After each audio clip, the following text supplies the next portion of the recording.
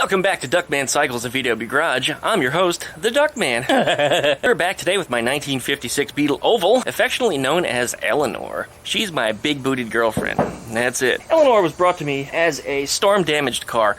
Unfortunately, back in 2004, Hurricane Ivan got the best of this car, and there was 6 feet of seawater over it. And it was underneath that water for several days before finally the water had subsided, and the car was left outside to rot after that for 10 years. Once I got it, it didn't have a single panel left in it that didn't need some kind of repair or replacement. And I did the best that I could to either get parts from what I had from different years of cars and to alter them to make them look like 56 Beetle parts, or make the parts entirely myself from old appliances. And I did a lot of that here. And that's why you see Eleanor as you do today. Eleanor looks a lot different than an ordinary Beetle because she's had a significant roof chop. A lot of things are very different about this Beetle, including the super wide fenders that I put on here. But as a result, if the car looks cool, it needs to drive cool too. And I've been working on an IRS floor pan here, which I started working on yesterday, and if you'd watched the video before, we got the torsion adjusters installed in here.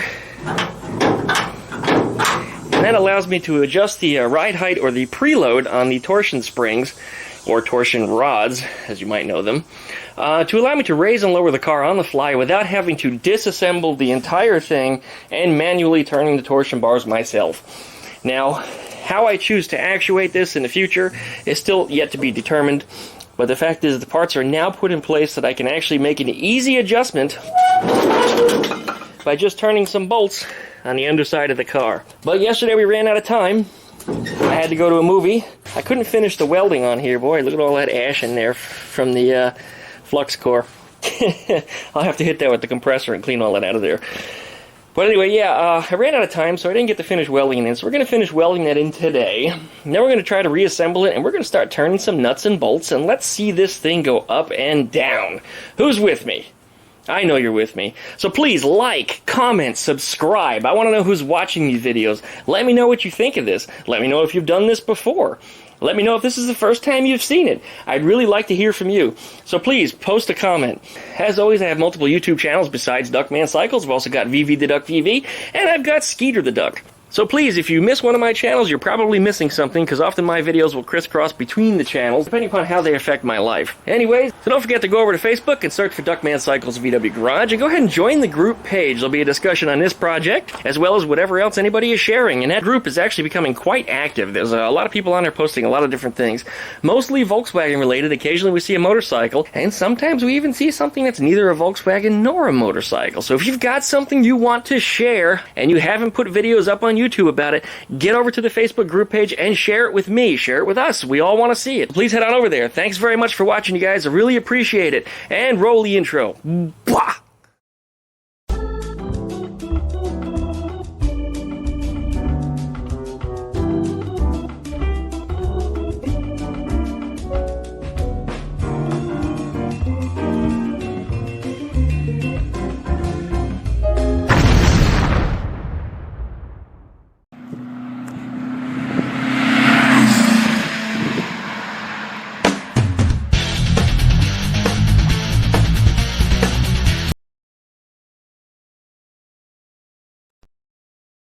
Alright, we've got this sucker turned over here, and I'm trying to figure out the best way that I want to box this in. There's a couple different ways I can do it.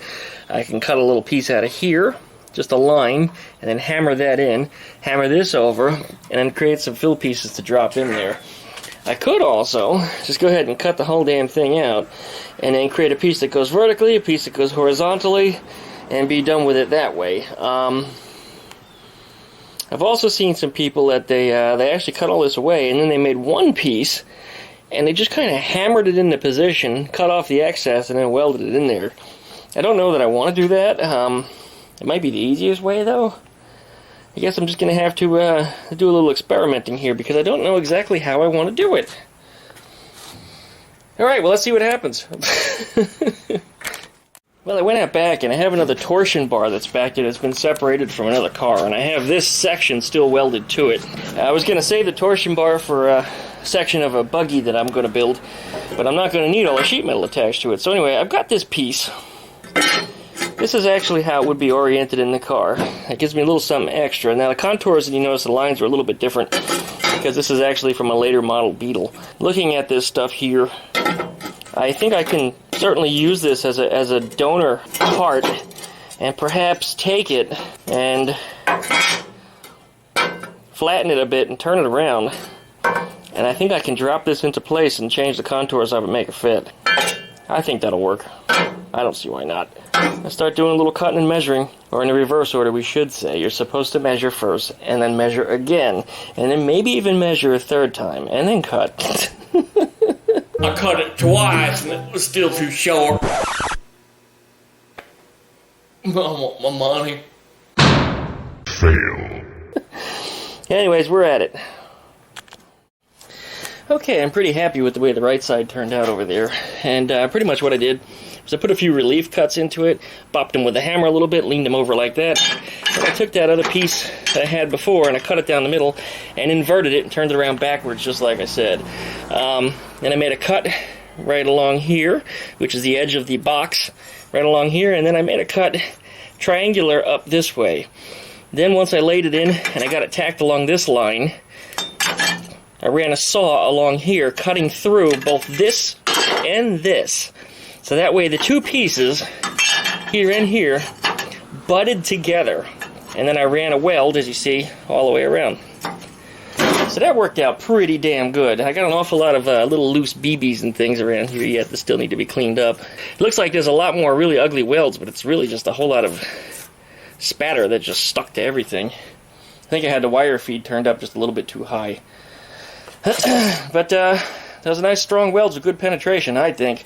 They got in there pretty good, and I went over them one more time. And I might even do it just one more time anyway, just to make them look a little nicer. But we'll see how much I really even care about that. You're not going to see it. You're never going to see it. I'm not sure if you had trouble visualizing all of my drivel minutes ago, but this is more or less what I had in mind here. The piece that fits in just like that. That's how I did it on that side. This side, however, I think this is going to be easier because, of course, I've had practice on that side. But I'm going to cut right along here, cut a little triangle out of this, and then I'll run back the triangle this way, back to that point. Then I'll hit it with a hammer because this is curved, of course. It wraps around a torsion bar. And I'll cut through both layers, as well as both layers through here. And then I'll get that welded all back together. And this is essentially done at that point. It just needs a coat of paint. And because I need to repaint the shock towers, and I actually need to repaint the bottom of the frame horns here also because I've scratched them up by throwing tools on them. So I'll hit this real quick too. Whenever I get that paint all loaded up, I'll just hit it one time. There's a few spots where I accidentally hit with the grinder, like over here. And there's also a few scratches I did up front too, so I'll recoat all of that. That's not a big deal. Not a big deal. Not a big deal, especially to a guy like me. Let's go ahead and get this thing squared away. It'd be nice to have this as done as possible before the weekend because I've got a very, very busy weekend coming up and it's supposed to rain on Sunday and I want this thing back in the garage. So let's see what we can do today. Okay, there's that piece in place. Went around it with a Sawzall, got it tacked in a couple places, so it was pretty easy to cut through both layers. It's a perfect fit, except for a little gap up here that opened up, but that's not a big deal. I can fill that with a little bit of weld. Alright. Going to run around it with the welder, and we're going to call this section of the pan finished. Alright, there it is, all welded in. That's the bottom. Yesterday we did the top. Now it's ready for some reassembly, a little bit of cleanup, some acid dipping, and finally after it soaks in, and I really should let it soak overnight. I didn't want to do that, but I guess I'm going to kind of have to. I guess I'm painting it this weekend. Got a car show on Saturday to go to. Tannehill, Alabama. If you guys are going to be up there, you can see me, and if the weather isn't too awfully hot, you might bring Skeeter with me. So look for the guy with the duck. Anyways, yeah, I think that's good for now. We're going to slap some acid on there and get it dipped. Let it sit, let it dry. Gotta let that acid work its way off. Still need to do a little grinding over on that shock tower, too. I'm not going to do very much grinding on that because, well, it didn't turn out quite as ugly as that side did.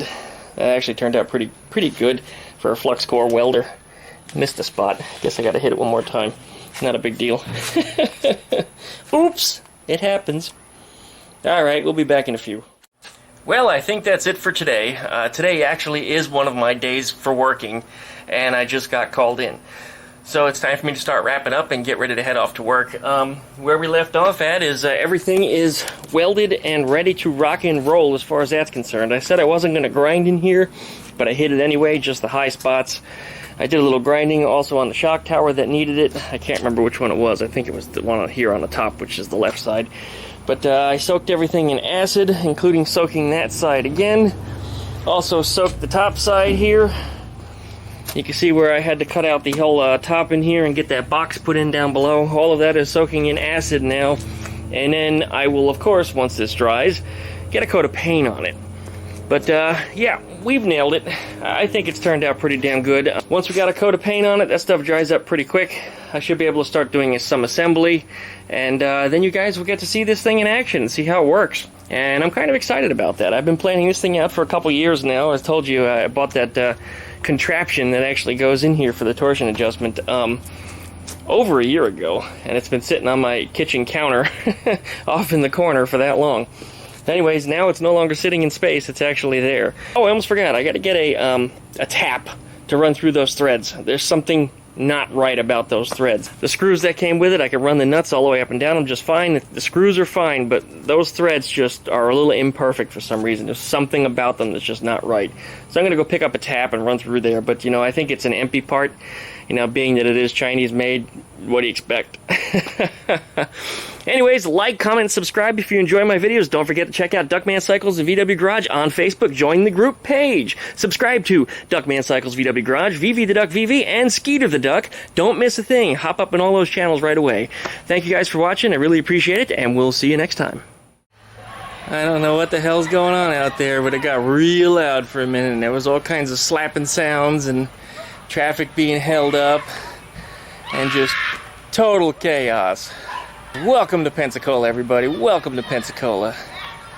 I don't know who she is. I've never seen her before. I'll bet she was probably an instigator. Okay, I guess whatever it was has ended. Meanwhile, traffic is being held up, and I'm supposed to be going to a service call in a few minutes. Looks like I'm not going anywhere for a little while. See, all these cars all turning around and shit is actually going to cause an accident.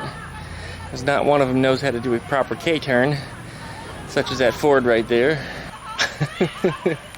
Total bullshit. Nice bird's nest on your head.